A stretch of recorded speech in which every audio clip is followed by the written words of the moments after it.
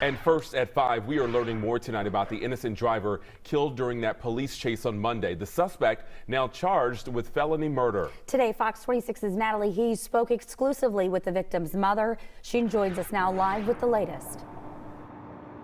Well, she is just absolutely heartbroken, as you can imagine. She tells us her son had so many plans and dreams that he wanted to accomplish.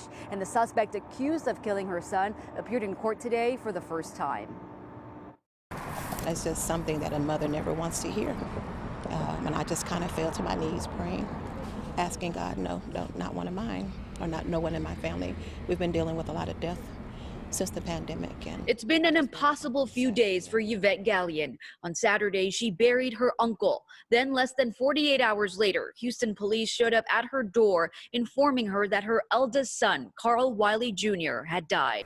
Authorities say Carl was driving near the intersection of Hillcrest and Meadow Glen just after midnight Monday when a suspect in a high-speed police chase ran a red light and crashed into his car. The scene of his death now serving as his memorial. Carl was a loving son, a loving brother, grandson, and father. He was very, he loved to make people laugh. You know, people saw the strong exterior of him, but he was a gentle giant. Carl had just celebrated his 35th birthday a week ago and was in the process of making his dreams come true. He was getting ready to start his own business. He liked to cook, and so we were already planning to do a food truck. Carl's death now marks the third law enforcement chase in the last few months to end fatally. Attorney and former HPD officer Tom Nixon says many factors play into pursuing a suspect in the first place, like the time of day. The level of crime that you're chasing someone for is one of the primary factors. And then what else goes into it is whether or not a warrant could possibly be issued for the person's arrest in the future.